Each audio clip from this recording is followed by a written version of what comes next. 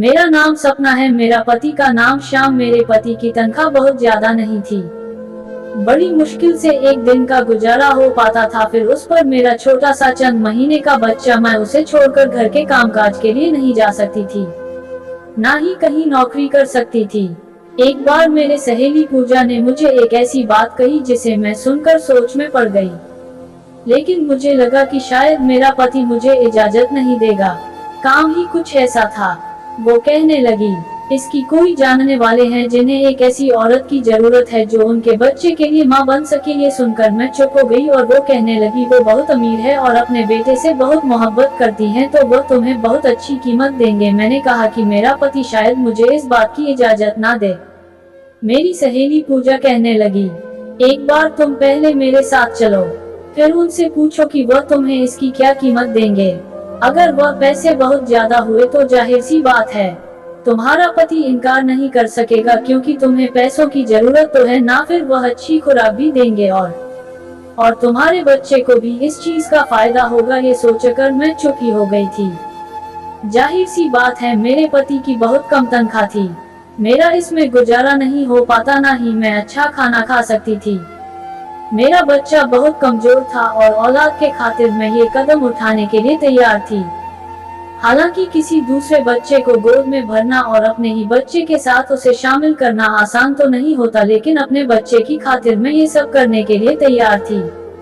मुझे पूजा की बात ठीक लगी कि पहले मैं उन लोगों से बात कर लूं, ताकि अगर मुझे वहां से अच्छी तनख्वाह मिलने की उम्मीद हो तो मैं पति को मना लूंगी। अगले दिन मैं अपने बच्चे को गोद में लेकर पूजा के साथ उनके बंगले में पहुंच गई। वह वाकई बहुत अमीर लोग थे। जब मैं अंदर गई तो इस घर की मालकिन सोफे पर पैर फैलाए बैठी हुई थी और बच्चा बहुत रो रहा था और एक बच्चा नौकरानी की गोद में था। उसे पाउडर वाला दूध दिया जा रहा था, लेकिन वो बच्चा दूध नहीं पी रहा था। मालकिन ने मुझे नीचे से ऊपर तक बड़े गौर से देखा। उसके चेहरे पर नागवाही सी थी। कहने लगी, ना जाने तुम्हारे मालिक के दिमाग में कौन सा भूत सवार हो गया। आजकल लोग डिब्बे का दूध पिलाते हैं और बच्चे खिल जाते हैं, लेकिन नहीं, उसे अपनी ही बात पूरी करनी होती है। कहने लगी, यह मसला मेरा नहीं है, तुम्हारे मालिक अभी कमरे में है, बाहर आते हैं तो उनसे बात कर लो। ये कहकर मालकिन उठकर बाहर चली गई और ड्राइवर को पुकारने लगी कि मुझे शॉपिंग पर जाना है, इसलिए गाड़ी रेडी करें। मैं तो औरत को देखकर हैरान सी हो गई कि कैसी माँ है। फिर मैं सोचने लगी कि शायद कोई बीमार औरत है जो कि मजबूरी की हालत में अपने बच्चे को अपने आप से जुदा कर रही है। लेकिन ये तो हट्टी कट्टी और सेहतमंद औरत थी, अपने बच्चे को माँ का प्यार दे सकती थी। लेकिन शायद आजकल की मॉडर्न किस्म की माँ ऐसे ही होती है, अपने बच्चों को नौकरों के रहमों करम पर पालती है, उसे सीने से लगाने के बजाय नौकरों के हाथ में थमा देती है। मैंने एक गहरी ठंडी सांस भरी। वक्त की बात थी, मेरे पास इतने पैसे नहीं थे कि अच्छी खुराक खाती ताकि मेरा बेटा भी सेहतमंद होता, और इस औरत के पास सब कुछ है लेकिन फिर भी अपनी औलाद को उसके हक से दूर रख रही है। मालकिन जा चुकी थी। कुछ देर बाद ही उस घर का मालिक कमरे से बाहर निकला और मेरी सहेली पूजा से कहने लगा कि क्या ये वही औरत है। पूजा कहने लगी कि यह वही औरत है, मेरी गोद में पड़े मेरे बेटे को उसने गौर से देखा था और फिर मेरी सेहत भी कोई बहुत अच्छी ना थी। वह कहने लगा, इन्हें तो खुद खुराक की अच्छी खासी जरूरत है, यह मेरे बच्चे को कैसे पाल सकती है। मैंने उसकी बात सुनकर कहा कि रोजी रोटी तो ऊपर वाले के हाथ में होती है, रब ने बच्चे के खाने का जरिया बनाया है तो ताकत भी वही देता है। मेरी बात सुनकर इतने बड़े ताज्जुब अंदाज से मुझे देखा था। कहने लगा, मेरा बच्चा बहुत बीमार रहने लगा है क्योंकि उसे पाउडर वाला दूध सूट नहीं कर रहा है और मेरी बीवी किसी तौर पर भी राजी नहीं कि बच्चे को इसका हक दे। अब मैं अपने बेटे की सेहत पर कॉम्प्रोमाइज नहीं कर सकता। मैंने कहा कि आप मुझे कितने पैसे दे सकते हैं। मेरे सवाल पर कहने लगा, जितने आप चाहे, मुझे पैसे देने में कोई एतराज नहीं है, मेरा बच्चा ठीक हो और तंदुरुस्त हो। उसने महीने के 50,000 कहा था। ये सुनकर मेरी आंखें फटी की फटी रह गई। यह मेरी जरूरत से अच्छे खासे ज्यादा पैसे थे। जब मैंने अपने पति श्याम को बताया तो पहले वह खामोश हो गया, लेकिन थोड़ी सी मेहनत करने के बाद उसने मुझे इजाजत दे दी। लेकिन अगले दिन जब मैं उस बंगले में गई, मालिक घर पर ही मौजूद था। वह मुझे देखकर अपना बेटा मुझे पकड़ा दिया और फिर कहने लगा, आज आपको दिन भर यही रहना पड़ेगा, घर आप 11 बजे के बाद आप जा सकती हैं। मैं अपने बेटे को भी साथ लेकर आई थी। मैं एक नौकरानी के साथ एक कमरे में चली गई। वो कमरा इस बच्चे के लिए ही बना था। वह बच्चा रोए जा रहा था। क्या बहुत भूख की वजह से मैंने उसे अपने गले से लगाया और उसे चुप कराया। वो बच्चा कुछ देर में सो चुका था, लेकिन उसमें बेटा बड़े गौर से मुझे देख रहा था। मैं अपने बच्चे के हक में किसी और को शामिल कर चुकी थी। मेरा बेटा बार बार मेरी तरफ लपक कर गोद में आने की कोशिश कर रहा था, लेकिन उस वक्त मालिक का बेटा मेरी गोद में था। मैं उसे ही सुलाने की कोशिश कर रही थी। मैंने अपने बेटे के चेहरे पर अजीब सी बेचैनी सी देखी थी। कुछ देर में मालिक का बेटा सो चुका था, लेकिन मेरे बेटा जब भी मेरी तरफ देखने लगता मैं मजबूर है उसे पीछे हटाने की कोशिश करती। मुझे लग रहा था कि जैसे मेरा बेटा भी रो देगा, इसलिए मैंने उस बच्चे के खिलौने अपने बेटे के आसपास रख दिए। मेरा बेटा खिलौने से बहल गया था। मैंने इस बच्चे को सुलाया और बेड पर लिटा दिया।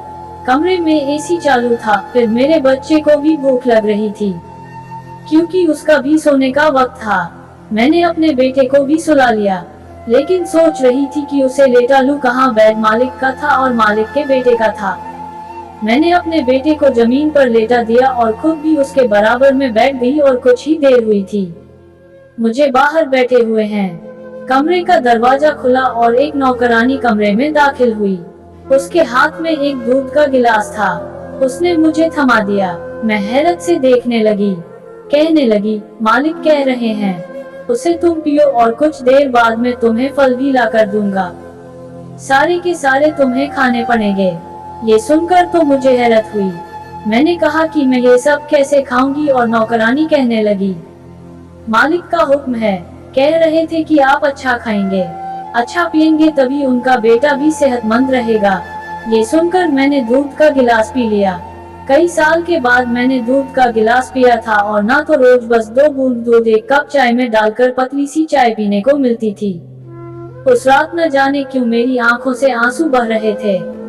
वक्त भी इंसान को कैसे कैसे दिन दिखा देता है। कहाँ मैं एक रोटी को तरसती थी और आज मेरे सामने दुनिया जहाँ की हर चीज रखी थी सिर्फ इस मालिक के बच्चे की वजह से। कुछ ही दिनों में मेरी सेहत में काफी फर्क आना शुरू हुआ, लेकिन एक चीज जो मैंने महसूस की थी वो ये, जब भी मालिक के बेटे को कमरे में लेकर जाती, कुछ देर बाद ही मालिक किसी न किसी बहाने से कमरे में आ जाते।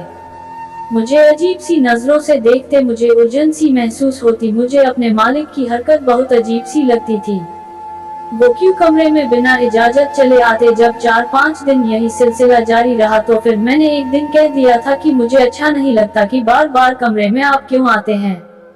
मेरी बातों से उसके माथे पर बल पड़ने लगे। वो कहने लगा, सच्ची बात बताओ आपको। मैंने कहा, जी बताए।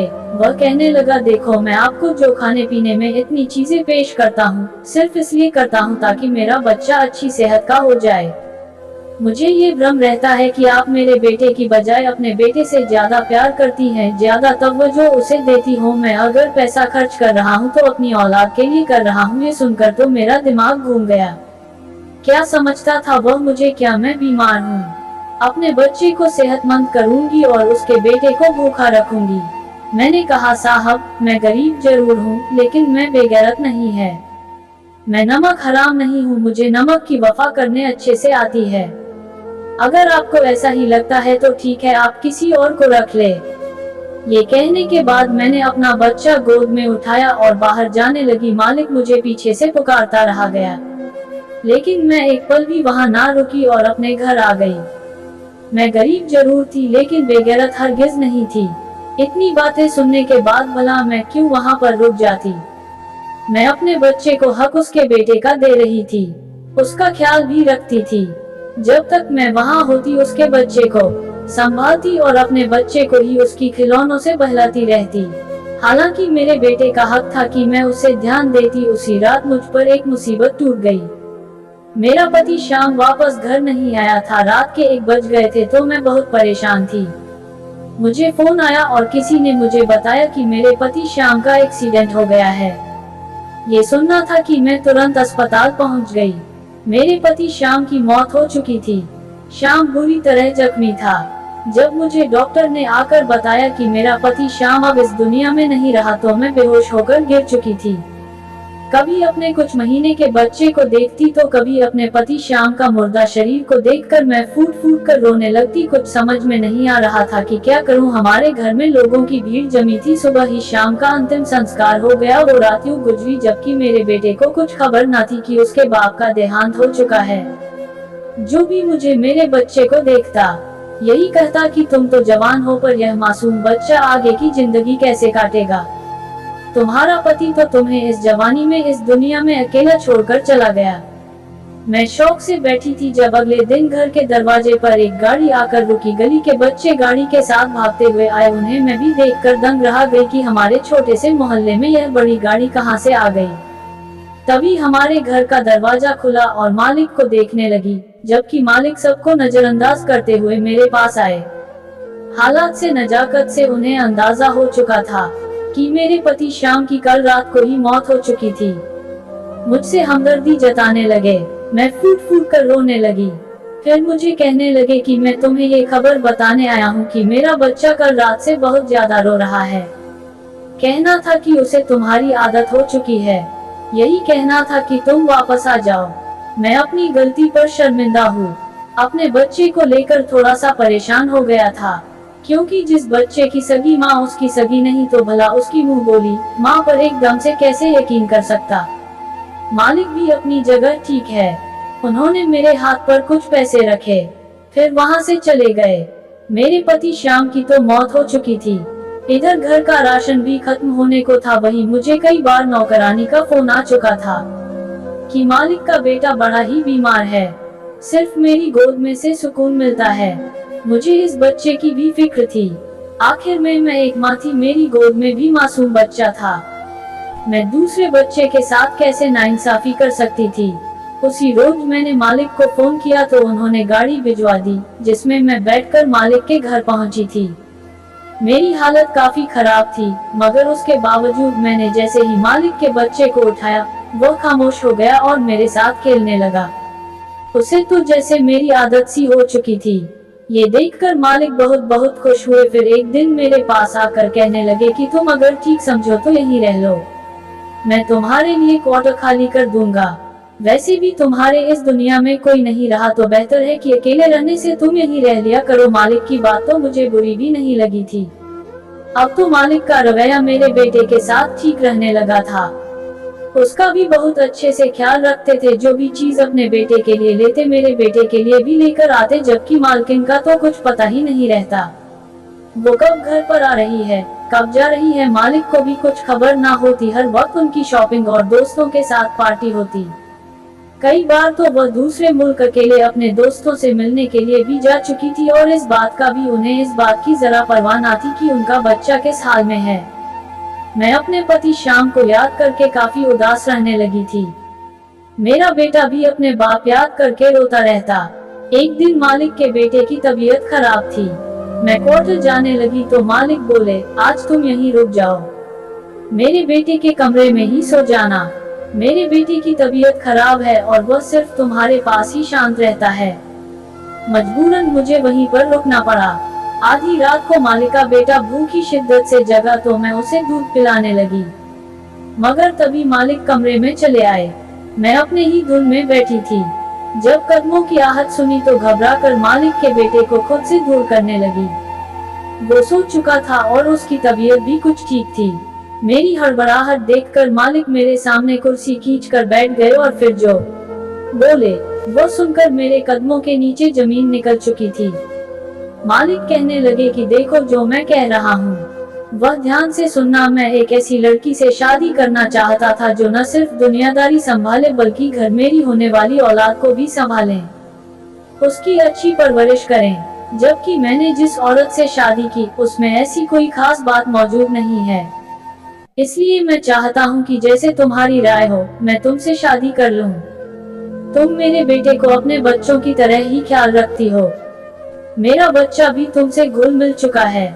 मैं चाहता हूँ कि तुम्हें इसकी माँ का दर्जा दूँ।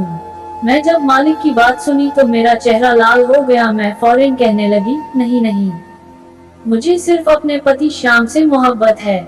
मैं ऐसे कैसे आपसे शादी कर लूँ? अभी तो उनकी रूह को सुकून भी नहीं मिला होगा। मैं फौरन अपने क्वार्टर चली गई। मगर मालिक कहने लगे कि तुम्हें ये फैसले का पूरा हक है, तुम जो कहोगी मैं वही करूँगा। मालिक का रवैया मेरे बच्चे के साथ बहुत अच्छा था, उसमें तो अमीरों वाले अरमान और सब मिल रहे थे। मैंने बहुत सोचा, अपने बच्चे के भविष्य का सोचा, तो मैंने मजबूरन मालिक के लिए हाँ कर दी। मालिक की तरफ से बड़ी बेचैनी थी। जैसे मैंने मालिक से शादी के लिए हाँ की तो मालिक ने फौरन अपनी पहली बीवी को तलाक दे दिया। चीखती और चिल्लाने लगी, मगर मालिक ने उसे अपने सारे बैंक बैलेंस और क्रेडिट कार्ड ले लिया। अब तक वो जितना भी ऐश कर रही थी वह मालिक के पैसों पर ही था। उससे पैसे ले लिए तो वह कंगाल हो गई थी। उन्होंने मुझसे शादी कर ली। कभी कभी मुझे लगता है कि मैंने यह फैसला करके गलत किया। मुझे शादी के बाद जब मैं मालिक की हकीकत देखती और मोहब्बत देखती तो मैं खुद को खुशकिस्मत समझने लगती। शायद यही मेरे नसीब में लिखा था, मेरे बेटे को बाप का प्यार मिल रहा था। मालिक के बेटे को एक माँ की मोहब्बत मिल रही थी। मैंने अपने ऊपर वाले का शुक्रिया अदा किया। उसने कैसे एकदम से बंद रास्ते खोल दिए और मेरी जिंदगी में खुशियाँ भर दी। दोस्तों, आप लोगों को ये कहानी पसंद आई होगी। अगर आप लोगों को ये कहानी पसंद आई है तो प्लीज हमारे चैनल अनजान वॉइस सब्सक्राइब जरूर करें एंड ब्लैक एंड का बटन जरूर दबाएं, ताकि नई और दिलचस्प कहानी आप तक सबसे पहले पहुंचे। धन्यवाद।